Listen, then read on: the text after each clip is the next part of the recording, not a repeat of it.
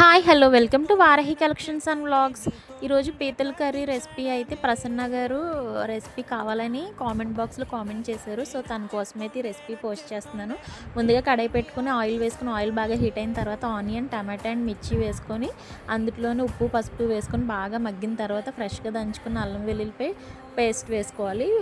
అది పచ్చివాసన పోయేంత వరకు ఫ్రై చేసుకొని ముందుగా క్లీన్ చేసుకున్న పీతలు వేసేసుకొని అవి ఒక 15 మినిట్స్ బాగా మగ్గిన తర్వాత అందులో కారం వేసుకొని తగినంత వాటర్ వేసుకోవాలి. వాటర్ వేసుకొని బాగా దగ్గర పడుతుండగా ముందుగానే చిన్న నిమ్మకాయ సైజ్ అంతా చింతపండు గుజ్జు నానబెట్టుకొని ఉంచుకోవాలి. ఆ గుజ్జు వేసేసుకొని ఒక 10 మినిట్స్ మగ్గిన తర్వాత ప్రాన్ మసాలా అండ్ గరం మసాలా వేసుకొని కొత్తిమీర వేసుకుంటే యమ్మీ యమ్మీ పీతల కర్రీ అయితే రెడీ అండి.